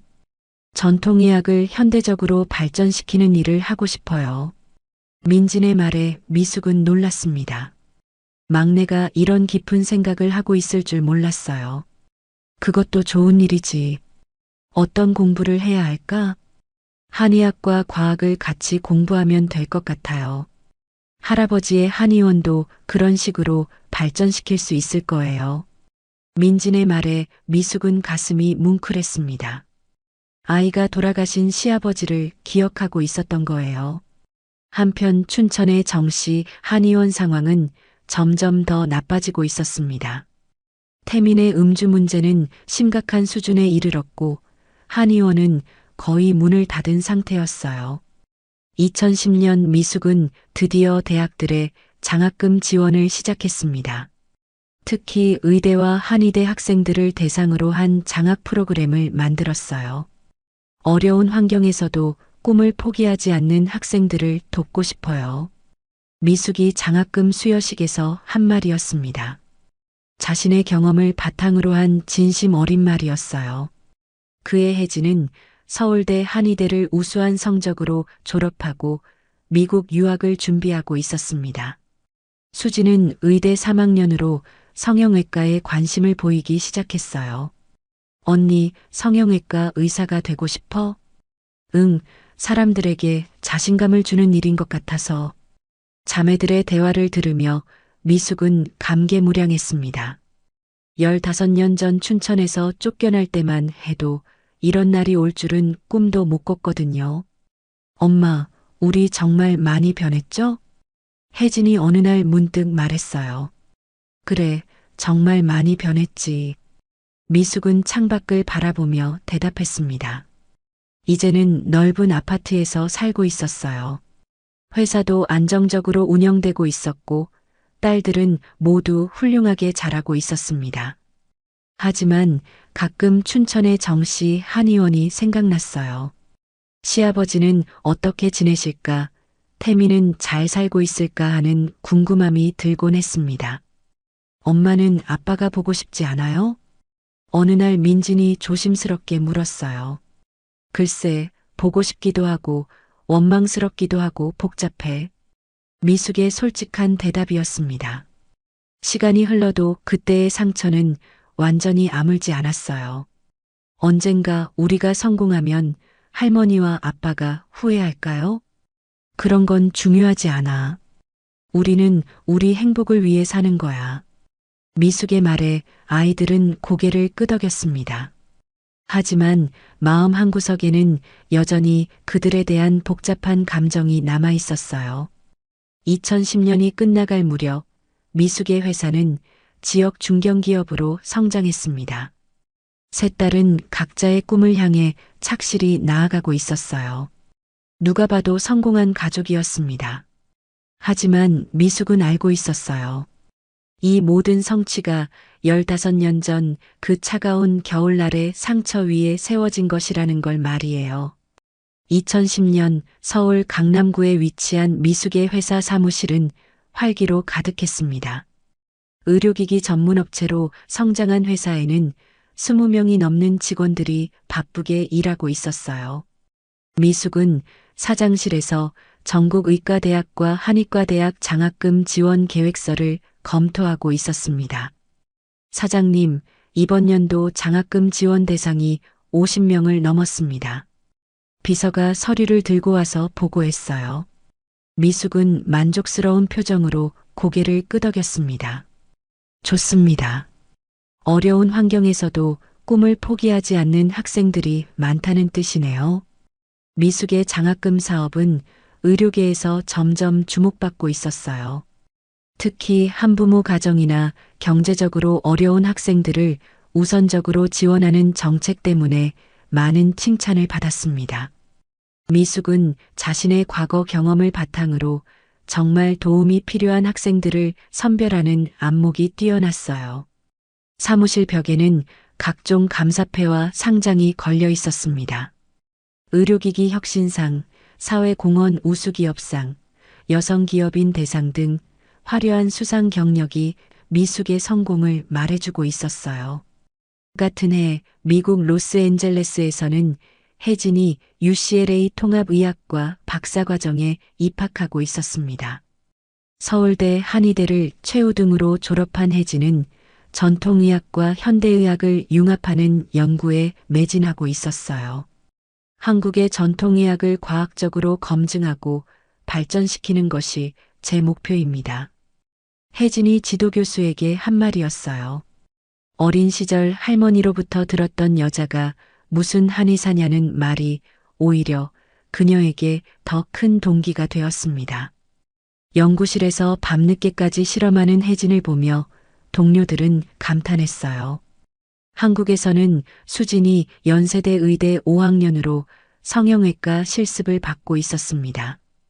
뛰어난 손기술과 섬세함으로 교수들의 인정을 받고 있었어요. 수진 학생은 정말 타고난 외과의사 체질이네. 성형외과 교수가 칭찬할 정도였습니다. 수진은 단순히 미용 목적이 아닌 의료적 필요에 의한 성형외과에 관심이 많았어요. 선천적 기형이나 사고로 인한 외상을 치료하는 재건성형에 특히 열정을 보였습니다. 막내 민지는 고등학교 3학년으로 한국한의학연구원 진로를 확정하고 준비하고 있었습니다. 전통의학을 현대적으로 발전시키고 싶다는 꿈을 품고 있었어요. 언니들은 환자를 직접 치료하고 저는 연구를 통해 한의학을 발전시키고 싶어요. 민진의 말에 미숙은 자랑스러웠습니다. 세 딸이 모두 의료 분야에서 각자의 길을 찾아가고 있었어요. 반면 춘천의 정씨 한의원은 점점 더 암담해지고 있었습니다. 2011년 옥부는 혼자서 텅 빈 한의원을 지키고 있었어요. 태미는 하루 종일 술에 취해 있었고 환자는 거의 오지 않았습니다. 태민아, 이러면 안 돼. 정신 차려. 옥분이 술에 취한 아들을 깨우려 했지만 소용없었어요. 태민은 눈이 충혈된 채로 어머니를 바라봤습니다. 어머니, 저는 이제 포기했어요. 무슨 소리야? 우리 집안을 누가 지키겠어? 집안이 뭐가 중요해요? 이미 다 망했잖아요. 태민의 말에 옥부는 충격을 받았습니다. 아들이 이렇게 절망적인 말을 하다니 믿을 수 없었어요. 한의원 안은 먼지가 쌓여 있었고 한약장의 약재들도 말라버린 지 오래였습니다. 2012년 미숙의 회사는 대기업으로 성장했습니다. 전국 주요 병원들과 계약을 맺고 있었고 해외 진출도 추진하고 있었어요. 미숙은 의료계에서 존경받는 기업인으로 인정받고 있었습니다. 미숙 대표님의 성공 스토리가 정말 감동적입니다. 한 경제 잡지에서 인터뷰 요청이 왔을 때 기자가 한 말이었어요. 하지만 미숙은 과거의 아픈 기억 때문에 인터뷰를 사양했습니다. 그의 혜진은 UCLA에서 연구 성과를 인정받아 우수 학생상을 받았습니다. 전통 한의학의 효능을 현대과학으로 입증하는 연구로 주목받았어요. 혜진의 연구는 정말 혁신적입니다. 동서양 의학의 융합에 큰 기여를 하고 있어요. 지도교수의 극찬이었습니다. 혜진은 국제학술지에 논문을 발표하며 이름을 알리기 시작했어요. 특히 침술의 통증 완화 효과를 뇌 영상 기법으로 증명한 연구는 큰 화제가 되었습니다. 수지는 연세대 의대를 우수한 성적으로 졸업하고 성형외과 전문의 과정에 들어갔습니다. 강남의 유명한 성형외과에서 레지던트로 일하기 시작했어요. 수진 선생님은 정말 실력이 뛰어나요. 앞으로가 기대됩니다. 과장의 말에 수지는 더욱 열심히 공부했습니다. 언젠가는 자신만의 병원을 열고 싶다는 꿈이 있었어요. 2013년 민지는 한국한의학연구원에 입사했습니다. 신입연구원으로 시작했지만 뛰어난 아이디어와 열정으로 선배들의 인정을 받았어요. 민진 연구원의 전통의학 현대화 아이디어가 정말 참신해요. 연구소장이 칭찬할 정도였습니다. 민지는 할아버지가 했던 한의학을 현대적으로 발전시키고 싶다는 마음이 간절했어요.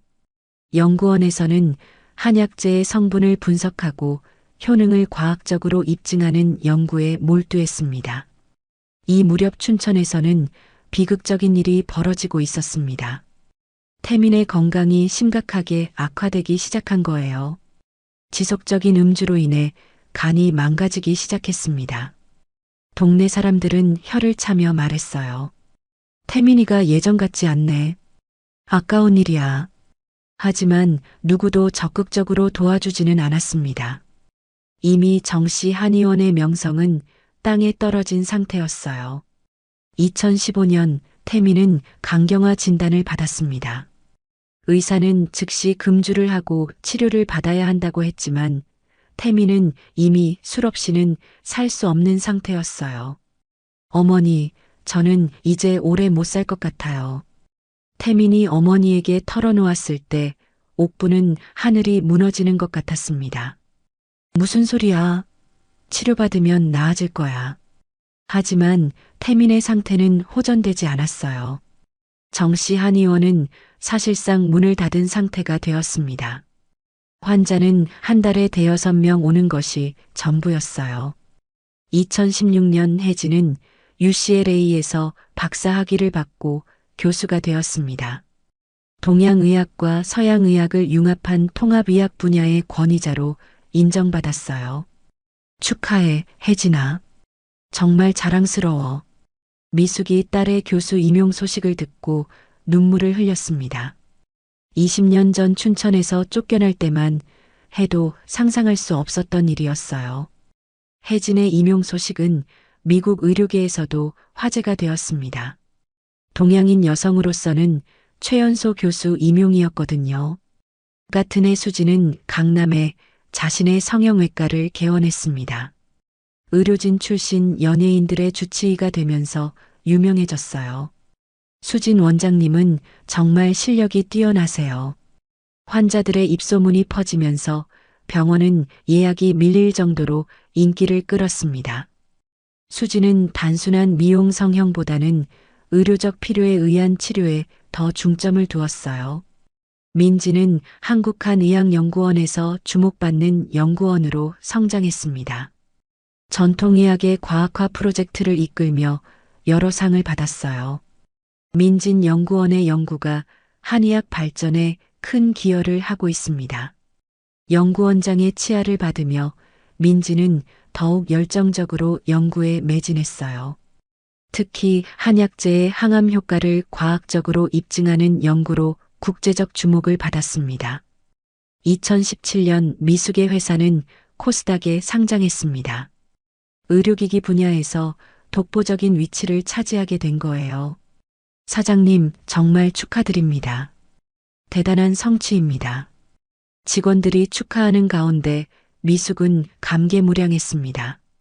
20년 전 간호사로 야간 근무를 하던 때를 생각하니 꿈만 같았어요. 상장 기념식에서 미숙은 짧은 소감을 발표했습니다. 이 모든 성취는 어려운 시절을 함께 견뎌준 제 딸들과 직원들 덕분입니다. 그의 세 딸들은 각자의 분야에서 최고 수준에 도달했습니다. 혜진은 UCLA에서 통합의학과 교수로 국제적 명성을 얻었고, 수지는 강남에서 가장 유명한 성형외과 원장이 되었어요. 민지는 한의학 연구의 선두주자로 인정받았습니다. 엄마, 우리 정말 많이 왔죠? 딸들이 모처럼 모인 자리에서 혜진이 말했어요. 그래, 정말 많이 왔지. 너희들이 자랑스러워. 미숙은 딸들을 바라보며 눈시울이 뜨거워졌습니다. 그런데 가끔 할아버지 생각이 나요. 할아버지가 우리를 보면 뭐라고 하실까요? 민진의 말에 모두 잠시 조용해졌습니다. 할아버지는 분명 자랑스러워 하셨을 거야. 미숙이 따뜻하게 대답했어요. 한편 춘천에서는 옥분이 혼자서 모든 고통을 감내하고 있었습니다. 태민의 상태는 계속 악화되고 있었고 의료비도 만만치 않았어요. 어머니, 미안해요. 제가 어머니를 실망시켜서. 태민이 가끔 정신이 맑을 때 어머니에게 사과했지만 옥부는 뭐라고 대답해야 할지 몰랐어요. 2018년 정씨 한의원은 마침내 문을 닫았습니다. 3대째 이어온 역사가 끝나는 순간이었어요. 태민의 건강은 더욱 악화되었고 옥부는 혼자서 모든 것을 감당해야 했습니다. 조상님들, 죄송합니다. 제가 집안을 지키지 못했습니다. 옥부는 마지막 제사를 지내며 울었습니다. 자신이 그토록 지키려 했던 가문의 자존심이 무너져 내리는 순간이었어요. 한의원 간판을 내리는 날, 옥부는 혼자서 오래된 현판을 바라봤습니다. 증조할아버지 때부터 이어져 온 역사가 자신에 대해서 끝나는 것이 너무나 억울했어요. 같은 해 미숙과 딸들은 각자의 분야에서 절정에 달했습니다. 하지만 그들은 아직 모르고 있었어요. 몇 년 후 그들의 진짜 시험이 기다리고 있다는 것을 말이에요. 시간은 모든 것을 바꿔놓고 있었습니다. 한때 쫓겨났던 가족은 성공의 정점에 올랐고 쫓아냈던 가족은 몰락의 끝자락에 서 있었어요. 하지만 이것은 아직 끝이 아니었습니다. 2018년 가을 춘천 한림대성심병원 간병실에는 죽음의 그림자가 짙게 드리워져 있었습니다. 태민은 병상에 누워 천장을 바라보며 깊은 한숨을 쉬고 있었어요.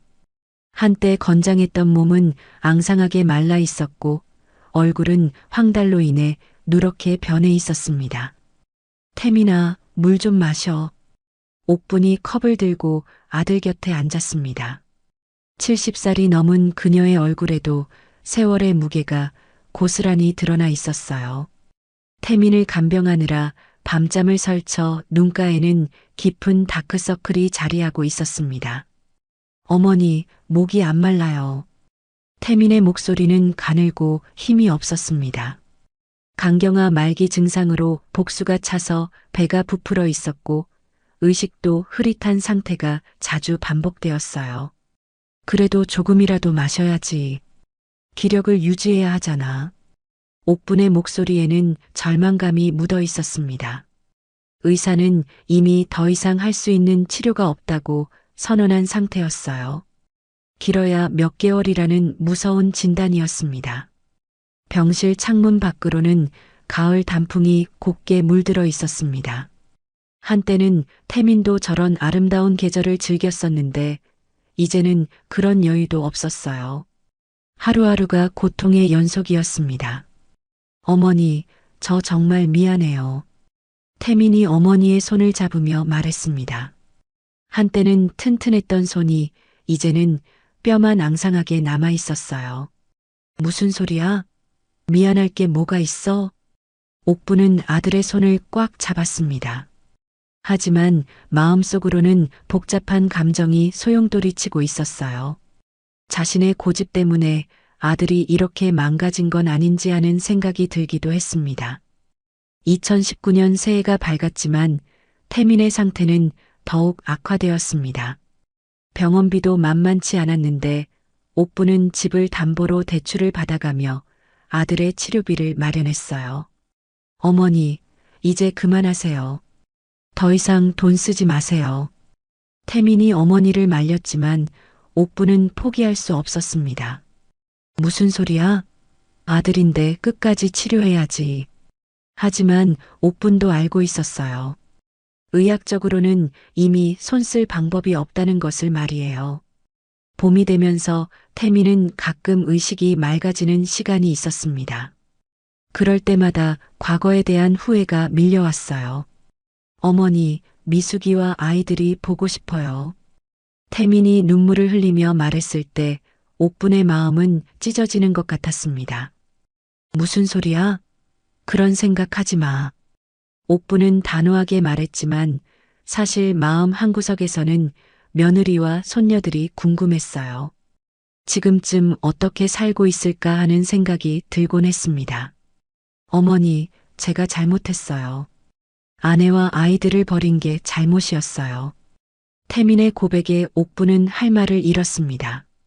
아들이 이렇게 후회하고 있을 줄은 몰랐어요. 그런 소리 하지 마. 너는 어머니와 집안을 선택한 거야. 하지만 옥분의 목소리에는 예전 같은 확신이 없었습니다. 20년이 넘는 세월 동안 아들은 행복하지 못했고 결국 이렇게 병들어 죽어가고 있었어요. 여름이 되자 태민의 상태는 더욱 심각해졌습니다. 의식을 잃고 깨어나기를 반복했고 간혹 헛소리를 하기도 했어요. 혜진아, 수진아, 민진아. 태민이 딸들의 이름을 부르며 중얼거릴 때마다 옥분의 가슴은 아팠습니다. 아들이 얼마나 딸들을 그리워하고 있는지 알 수 있었거든요. 아빠가 미안해. 아빠가 잘못했어. 태민이 눈물을 흘리며 사과하는 모습을 보며 옥분은 처음으로 자신의 선택에 대해 깊이 후회했습니다. 내가 너무 고집을 부렸나? 딸들도 내 핏줄인데. 옥부는 혼자 중얼거렸어요. 하지만 이미 24년이 흘러버린 상황에서 무엇을 어떻게 해야 할지 막막했습니다. 어느 날 담당 의사가 옥분을 따로 불렀습니다. 어머님, 환자분의 상태가 많이 위급합니다. 마음의 준비를 하시는 게 좋겠습니다. 의사의 말에 옥분은 하늘이 무너지는 것 같았어요. 알고는 있었지만 실제로 들으니 받아들이기 어려웠습니다. 얼마나 더 있을 수 있을까요? 길어야 몇 주 정도로 보입니다. 의사의 답변에 옥부는 주저앉을 뻔했어요. 아들이 정말 떠날 시간이 다가오고 있었습니다. 그날 밤 옥부는 태민 곁에서 밤새 지켰습니다. 아들의 거친 숨소리를 들으며 과거를 돌이켜봤어요. 태민아, 어머니가 잘못했나 보다. 옥분이 작은 목소리로 중얼거렸습니다. 태민은 의식이 없는 상태였지만 옥분은 계속 이야기했어요. 미숙이와 아이들을 쫓아낸 게 잘못이었나? 어머니가 너무 고집이 셌나? 2019년 가을, 태민은 잠시 의식을 회복했습니다. 옥분이 아들의 손을 잡고 있을 때였어요. 어머니. 응, 태민아. 어머니가 여기 있어. 정말 미숙이와 아이들이 보고 싶어요. 태민의 간절한 말에 옥부는 눈물이 핑 돌았습니다. 지금 와서 무슨 소용이야? 24년이나 지났는데. 어머니, 연락해 주세요. 제발. 태민이 애원하는 목소리로 말했지만 옥부는 고개를 저었어요. 그런 소리 하지 마. 우리를 버리고 간 것들을 왜 찾아? 하지만 옥분의 마음속에서는 갈등이 일고 있었습니다. 정말 연락을 해야 하는 건 아닌지 하는 생각이 들었어요. 겨울이 되자 태민의 상태는 급격히 악화되었습니다. 대부분의 시간을 의식 없이 보내게 되었고 가끔 깨어나도 몇 분을 넘기지 못했어요. 2020년 1월 어느 추운 밤 태민이 마지막으로 눈을 떴습니다. 옥부는 아들의 침대 곁에서 졸고 있었는데 태민의 목소리에 깨어났어요. 어머니, 태민아, 깨어났구나. 옥분이 기뻐하며 아들의 손을 잡았습니다. 하지만 태민의 눈빛에서 이별을 직감할 수 있었어요. 어머니, 저 이제 갈 것 같아요. 무슨 소리야? 아직 안 돼. 어머니, 제가 마지막으로 하고 싶은 말이 있어요. 태민의 목소리는 간신히 들릴 정도로 작았습니다. 옥부는 귀를 가까이 대고 들었어요.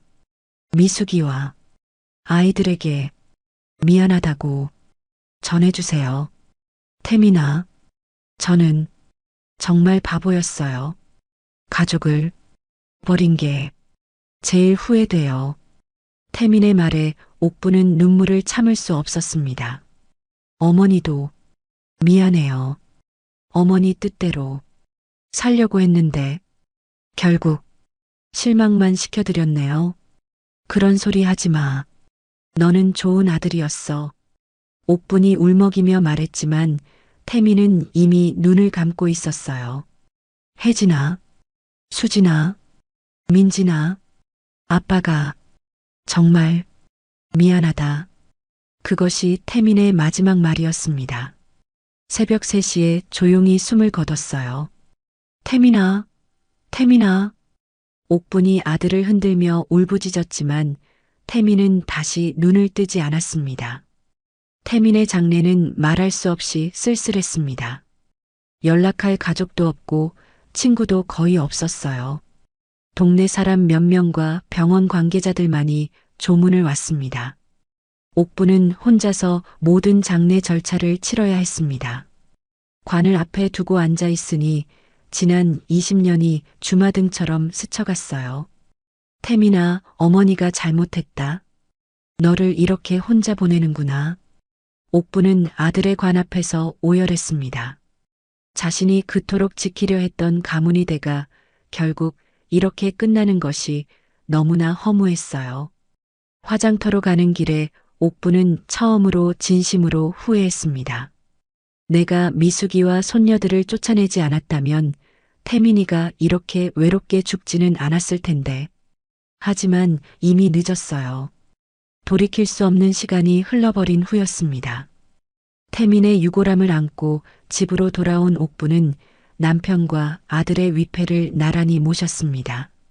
여보, 태민이 데려가세요. 이제 정말로 우리 집안대가 끝났어요. 옥분의 목소리에는 깊은 절망과 후회가 묻어 있었습니다. 자신이 평생 지키려 했던 것들이 모두 무너져 내린 순간이었어요. 그날부터 옥부는 완전히 혼자가 되었습니다. 아들마저 잃고 나니 살아갈 이유를 찾을 수 없었어요. 매일 위패 앞에 앉아 과거를 후회하며 지내게 되었습니다. 내가 너무 고집이 셌나? 손녀들도 내 핏줄인데. 옥부는 이제야 자신의 잘못을 깨닫기 시작했지만 이미 모든 것이 늦어버린 후였습니다. 태민을 떠나보낸 후 옥분의 삶은 완전히 변했습니다. 2020년 겨울 정씨 한의원은 이미 텅 빈 폐가나 다름없었어요. 간판은 낡아서 글자가 흐릿해졌고 마당에는 잡초가 무성하게 자라고 있었습니다. 옥부는 하루 종일 남편과 아들의 위패 앞에 앉아 있었어요. 70세가 넘은 몸은 급격히 쇠약해졌고 당뇨와 고혈압 같은 지병들이 하나둘씩 생겨났습니다. 여보, 태민아, 어머니가 잘못했나 보다. 옥분이 위패 앞에서 중얼거리는 소리가 텅 빈 집에 울려 퍼졌어요. 예전에는 상상도 할 수 없었던 말들이었습니다. 미숙이와 아이들을 쫓아낸 게 잘못이었을까? 딸들도 내 핏줄인데. 처음으로 자신의 선택을 깊이 의심하기 시작했어요. 아들을 지키려고 했던 일이 결국 아들을 외롭게 죽음으로 내몰았다는 생각이 들었습니다. 이웃 김순옥이 가끔 안부를 물으러 왔지만 옥부는 예전과 달리 말수가 줄어들었어요. 옥부나 몸은 좀 어때? 그저 그래요. 이제 혼자니까 심심하고. 옥분의 대답은 힘이 없었습니다. 순옥은 친구의 변화된 모습을 보며 안쓰러웠어요. 옥분아, 이제라도 미숙이한테 연락해봐. 아이들도 다 자랐을 텐데. 순옥의 제안에 옥분은 고개를 저었습니다. 이제 와서 무슨 소용이야? 30년이 다 되어가는데. 하지만 마음속으로는 손녀들이 궁금했어요. 혜진이는 지금 몇 살이 되었을까? 의사가 되고 싶다던 그 아이는 꿈을 이뤘을까? 2021년 옥분의 건강은 더욱 악화되었습니다. 당뇨 합병증으로 시력이 나빠지기 시작했고 고혈압으로 인한 어지럼증도 심해졌어요. 하루에 여러 가지 약을 먹어야 했지만 제대로 챙겨 먹지 못했습니다. 내가 이렇게 늙었나? 거울을 보며 중얼거리는 옥분의 모습은 초라했어요. 한때는 당당했던 어깨가 구부러졌고 얼굴에는 깊은 주름이 패여 있었습니다. 가끔 밤에 잠을 이루지 못할 때면 과거의 기억들이 떠올랐어요. 특히 손녀들의 어린 시절 모습이 자주 생각났습니다. 할머니, 저도 한의사 될래요. 혜진이의 맑은 목소리가 귀에 맴돌았어요. 그때는 말도 안 된다고 일축했는데 지금 생각해보니 왜 그렇게 화를 냈는지 모르겠었습니다. 2022년 여름 옥부는 심한 어지럼증으로 쓰러졌습니다. 순옥이 발견해서 병원으로 옮겨졌어요. 혈압이 너무 높으시네요. 앞으로 더 주의하셔야 합니다. 의사의 말에 옥부는 고개를 끄덕였지만 사실 더 이상 살고 싶은 의욕이 없었어요. 선생님, 제가 얼마나 더 살 수 있을까요? 관리하기 나름이지만 혼자 계시기엔 위험한 상태입니다. 가족분은 안 계세요? 의사의 질문에 옥부는 대답할 수 없었습니다. 가족이라고 할 수 있는 사람이 아무도 없었거든요. 병원에서 돌아온 후 옥부는 더욱 외로움을 느꼈습니다. 아무도 자신을 찾지 않는 현실이 뼈아프게 다가왔어요. 내가 너무 고집이 샜나? 만약 그때 다르게 했다면. 옥부는 자꾸만 과거를 되돌아봤습니다. 하지만 이미 지나간 시간은 돌이킬 수 없었어요. 2023년 들어서 옥분의 치매 증상이 시작되었습니다. 가끔 과거와 현재를 구분하지 못했고 이미 세상을 떠난 남편과 아들을 부르기도 했어요. 여보, 밥 차렸어. 나와서 드세요. 아무도 없는 집에서 혼자 말하는 옥분을 본 순옥은 가슴이 아팠습니다. 옥분아, 요양원에라도 들어가는 게 어떨까? 싫어요. 여기가 내 집인데 왜 나가야 해요? 옥분은 완강히 거부했어요. 이 집이 자신의 마지막 자존심이었습니다. 하지만 2024년 봄 옥부는 더 이상 혼자 생활하기 어려운 상태가 되었습니다. 순옥과 동네 사람들이 상의해서 요양원에 모셨어요. 요양원에서의 생활은 옥분에게 낯설고 힘들었습니다. 같은 또래의 어르신들과 함께 지내야 했지만 친해지기 어려웠어요. 우리 손자가 의사래요. 자랑스러워서 어쩔 줄 모르겠어요. 다른 할머니가 자랑할 때마다 옥부는 마음이 아팠습니다. 자신에게도 손녀들이 있었는데 지금 뭘 하고 있는지 알 수 없었거든요. 우리 손녀들은 지금 뭘 하고 있을까? 옥부는 종종 혼자 중얼거렸어요. 치매가 진행되면서 과거와 현재가 뒤섞였지만 손녀들에 대한 그리움만은 선명했습니다.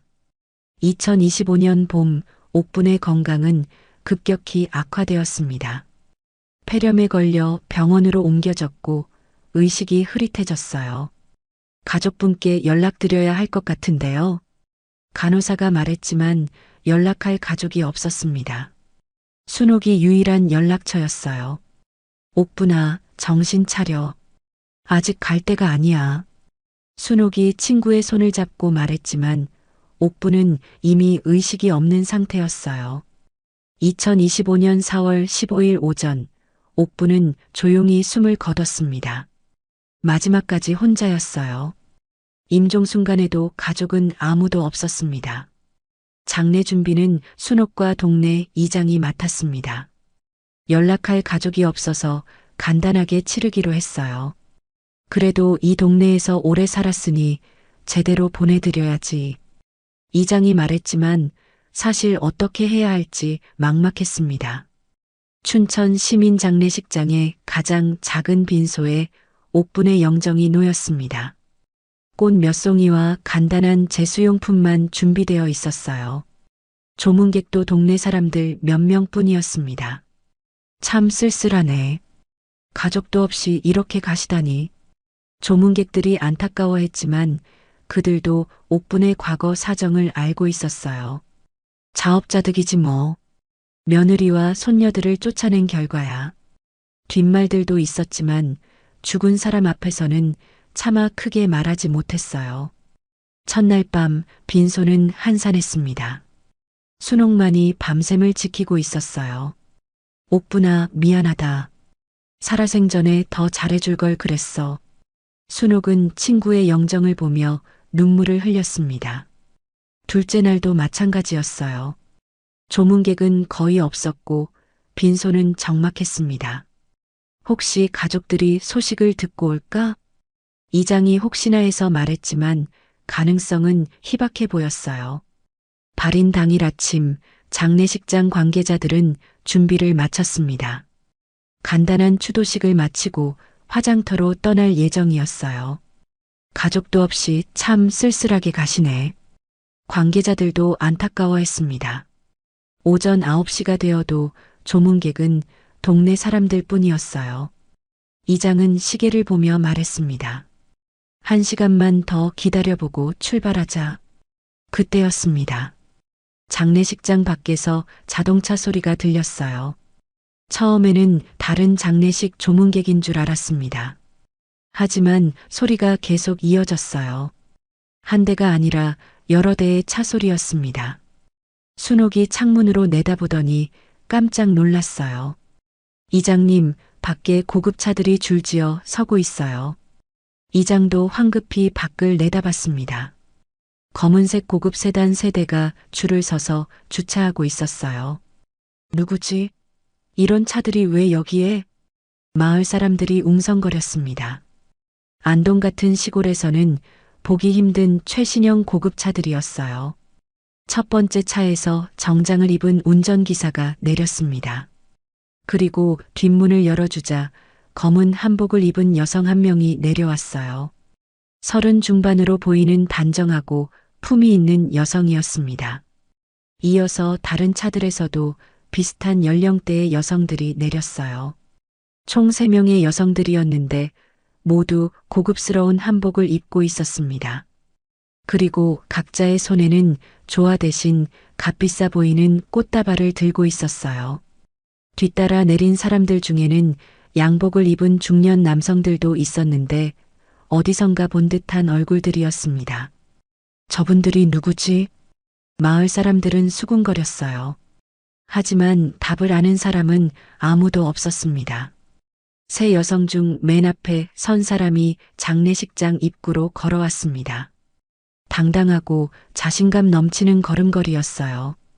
그 뒤를 다른 2명이 따랐습니다. 장례식장 안의 모든 사람들이 그들을 주목했어요. 입구에 도착한 여성이 이장을 보고 정중하게 인사했습니다. 안녕하세요. 혹시 김옥분 할머니 빈소가 여기 맞나요? 목소리는 차분하면서도 교양이 느껴졌어요. 서울 사투리였지만 품위가 있었습니다. 이장은 당황하며 대답했어요. 아, 네. 맞습니다만. 어떻게 되시는 분들인지. 그때 여성이 말했습니다. 저희는 고인의 손녀들입니다. 그 순간 장례식장 전체가 정적에 휩싸였습니다.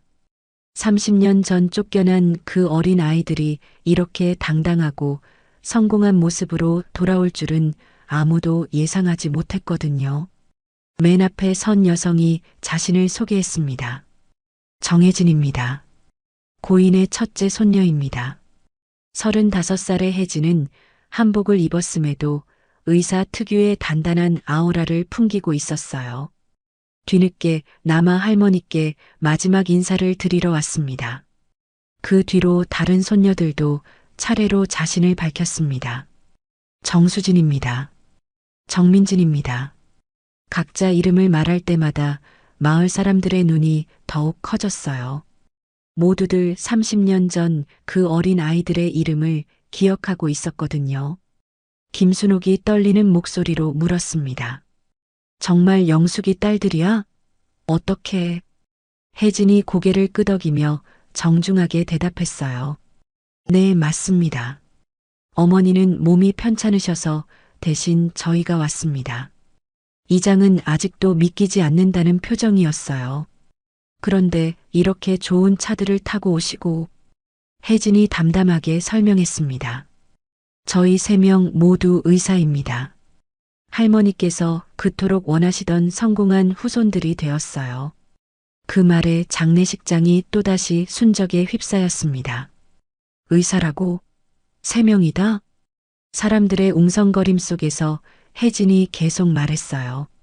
저는 미국 UCLA 통합의학과 교수이고 수진은 강남에서 성형외과 병원을 운영하고 있습니다. 수진이 한 걸음 앞으로 나와 말했습니다. 민지는 한국한의학연구원에서 전통의학 현대화 연구를 이끌고 있어요. 마을 사람들은 입을 다물지 못했어요. 대한민국 최고의 병원들, 그것도 과장과 교수급이라니. 그 중에서도 미국 UCLA라는 이름에 사람들은 더욱 놀랐습니다. 설마 그 유명한 대학을 말하는 건가요? 이장이 떨리는 목소리로 물었어요. 혜진이 씁쓸하게 웃으며 대답했습니다. 네, 맞습니다. 아마 의료진 인터뷰에서 보셨을 거예요.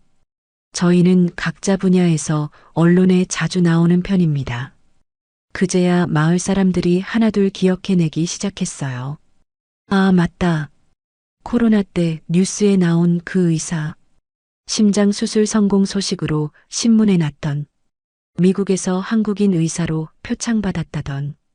점점 더 많은 사람들이 그들의 얼굴을 알아보기 시작했습니다. 이때 장례식장 밖에서 또 다른 사람들이 들어왔습니다. 양복을 입은 중년 남성들이었는데 이들의 정체는 더욱 놀라웠어요. 저는 서울대학교 의과대학 학장 김 교수입니다. 삼성서울병원 원장입니다. 대한의사협회 회장입니다. 의료계의 거물들이 줄지어 조문을 왔던 거예요. 그들은 정중하게 절을 올리며 말했습니다. 정 교수님들의 할머님께 마지막 인사드리러 왔습니다. 훌륭한 의사들을 키워내신 분께 감사드립니다. 김순옥은 눈물을 흘리며 중얼거렸어요. 아이고, 옥분이가 이걸 알았다면. 하지만 혜진이 서늘한 표정으로 대답했습니다. 할머니는 저희가 성공하기를 원하신 게 아니었어요. 그저 저희가 태어나지 않았기를 바라셨죠. 장례식장의 분위기가 급격히 변했습니다. 처음에는 놀라움이었다면 이제는 무거운 긴장감이 흘렀어요. 손녀들의 표정에서 그동안 쌓인 상처와 분노가 느껴졌거든요. 수진이 조용하지만 단단한 목소리로 말했습니다.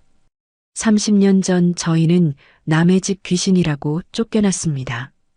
딸이라는 이유만으로요. 하지만 보세요. 저희는 할머니의 피로 태어나 이렇게 성장했어요. 민진이 감정을 억누르며 덧붙였습니다. 할머니께서 그토록 원하셨던 아들은 결국 혼자 쓸쓸히 돌아가셨죠. 하지만 저희 세 딸은 대한민국과 세계 의료계에서 인정받는 의사가 되었습니다. 마을 사람들은 숨죽여 그들의 말을 들었어요. 30년 전 그 일을 기억하는 사람들은 부끄러움을 감추지 못했습니다. 당시 아무도 옥분을 말리지 않았고 오히려 아들이 중요하다며 동조했었거든요. 이장이 조심스럽게 물었습니다. 그래도 할머니께서 돌아가시는 걸 어떻게 아셨나요? 수진이 대답했습니다.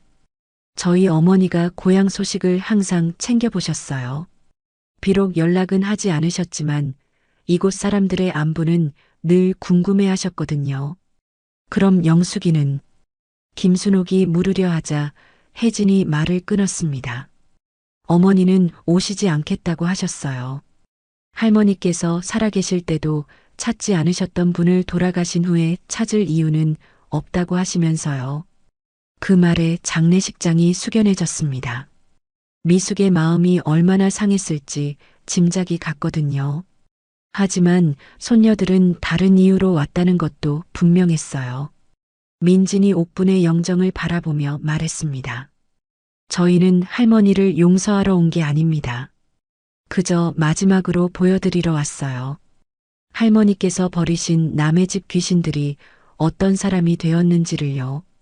장례식장 밖에서는 계속해서 조문객들이 도착하고 있었습니다. 의료진들뿐만 아니라 교수들, 언론인들, 심지어 정치인들까지도 왔어요. 춘천의 작은 장례식장이 순식간에 VIP들로 가득 찼습니다. 혜진이 이장을 향해 말했습니다. 장례 절차를 저희가 맡겠습니다. 할머니께서 마지막만큼은 제대로 된 예우를 받으셔야 할 것 같아서요. 그러면서 비서 한 명에게 신호를 보냈고 곧 장례용품 업체에서 최고급 제품들이 속속 도착하기 시작했습니다. 마을 사람들은 이 모든 상황이 꿈인지 현실인지 구분할 수 없었어요. 몇 시간 전까지만 해도 아무도 찾지 않는 초라한 장례식이었는데 지금은 전국에서 가장 유명한 사람들이 모여든 거대한 행사가 되어버린 거였습니다. 하지만 가장 중요한 건 손녀들의 마음이었어요. 그들은 성공했지만 그 성공에는 할머니에 대한 복잡한 감정이 섞여 있었습니다. 원망과 그리움, 자랑스러움과 분노가 뒤섞인 채로 말이에요. 수진이 옥분의 영정 앞에 서서 오랫동안 바라봤어요. 그 얼굴에는 복잡한 감정이 교차하고 있었습니다. 할머니, 저희가 이렇게 성장했어요. 할머니께서 그토록 무시하셨던 딸들이 말입니다. 목소리에는 30년간 쌓인 한이 묻어 있었어요. 민진이 혜진 언니 옆에 서서 영정을 바라봤습니다. 할머니, 기억하세요? 제가 어릴 때 한의사가 되고 싶다고 했던 거요. 그때 할머니는 여자는 안 된다고 하셨죠. 그 말이 오히려 저를 더 강하게 만들었어요. 혜진이 마지막으로 말했습니다. 할머니께서는 아들만이 가문을 이을 수 있다고 생각하셨어요. 하지만 보세요. 저희가 바로 정씨 가문의 진짜 자랑스러운 후손들입니다. 그때 혜진이 놀라운 발표를 했습니다. 저희는 오늘 할머니 앞에서 약속드립니다. 이곳 춘천의 옥분 통합의료센터를 설립하겠습니다. 뭐라고? 이장을 비롯한 마을 사람들이 놀랐어요. 수진이 자세히 설명했습니다. 전통 한의학과 현대의학을 융합한 최첨단 의료센터를 세울 예정입니다. 투자 규모는 300억 원입니다. 민진이 덧붙였습니다. 할머니께서 지키려던 전통의학을 저희가 세계적 수준으로 발전시키겠습니다. 성별에 관계없이 모든 환자를 동등하게 대할 것입니다. 조문객들 사이에서 탄성이 터져나왔어요. 춘천 같은 지방 도시에 이런 규모의 의료센터가 생긴다는 것은 상상도 못했던 일이었거든요. 그리고 이 의료센터는 특별한 의미를 갖겠습니다. 혜진이 의미 깊게 말했어요. 남자든 여자든 아들이든 딸이든 상관없이 생명의 가치는 모두 같다는 것을 보여주겠어요. 수진이 강한 어조로 이어갔습니다. 할머니께서 평생 믿으셨던 남아선호 사상이 얼마나 잘못된 것인지 증명하겠습니다. 저희 병원에서는 딸을 낳은 산모에게도 아들을 낳은 산모에게도 똑같은 축복을 해드릴 거예요. 민진이 전문의적 관점에서 덧붙였습니다. 그리고 성차별로 인한 정신적 상처를 치료하는 특별 프로그램도 운영하겠습니다. 할머니 같은 분들과 그 가족들을 위한 상담과 치료 프로그램 말이에요. 마을 사람들은 믿기 어렵다는 표정이었어요. 몇 시간 전만 해도 아무도 찾지 않던 초라한 장례식이었는데 이제는 지역 발전의 전환점이 될 대형 프로젝트가 발표되고 있었거든요. 이장이 조심스럽게 물었어요. 건설비는 얼마나 될까요? 혜진이 담담하게 대답했습니다. 약 300억 원 정도 예상하고 있습니다. 저희 세 자매가 공동으로 투자할 예정이에요. 300억 원. 사람들이 입을 다물지 못했어요. 민진이 설명했습니다. 저희는 각자 의사로서 상당한 수입을 올리고 있고 어머니의 의료기기 사업도 큰 성공을 거두었습니다. 그 돈으로 고향에 보답하고 싶어요. 그때 조문객 중 한 명인 대한의사협회 회장이 일어나서 말했습니다. 의사협회에서도 이 프로젝트를 전폭 지원하겠습니다. 정 교수님들 같은 분들이 지방 의료 발전에 나서주신다면 정부 지원도 충분히 받을 수 있을 겁니다. 서울대병원 원장도 거들었어요. 우리 병원의 의료진과 장비도 지원하겠습니다. 이런 의미 있는 일에 함께할 수 있어서 영광입니다. 마침내 사람들이 박수를 치기 시작했습니다. 처음에는 몇 명이었지만 점점 더 많은 사람들이 합류했어요. 마침내 장례식장 전체가 우레소리 같은 박수로 가득 찼습니다. 김순옥이 눈물을 흘리며 말했어요. 옥분아, 내가 쫓아낸 손녀들이 이렇게 훌륭하게 자랐다. 이제 너도 마음 놓고 편히 쉬어라. 혜진이 마지막 인사를 했습니다. 할머니, 저희는 이제 갑니다. 하지만 할머니의 이름은 영원히 살아있을 거예요. 할머니가 버린 손녀들이 할머니의 이름으로 의료 혁신을 이끌겠습니다. 그렇게 옥분의 장례식은 끝났습니다. 하지만 진짜 이야기는 이제부터 시작이었어요. 할머니의 이름을 딴 의료센터가 세워질 것이고 그곳에서 새로운 희망이 싹틀 것입니다. 옥분이 평생 고집했던 남아선호 사상은 손녀들의 성공으로 완전히 뒤바뀌었어요. 이제 춘천 사람들은 딸이 더 효자라고 말할 것입니다. 피는 결국 이어졌습니다. 비록 아들이 아닌 손녀들을 통해서였지만 정씨 가문의 진짜 자랑스러운 후손들이 태어난 것입니다. 지금까지 한 가족의 드라마 같은 이야기를 들어주셔서 감사합니다. 이 가족에게 하고 싶은 이야기가 있거나 응원을 해주고 싶다면 댓글 달아주세요. 그럼 오늘도 건강한 하루 되시고 다음에도 좋은 이야기로 찾아오겠습니다. 인생은 드라마였습니다. 였습니다.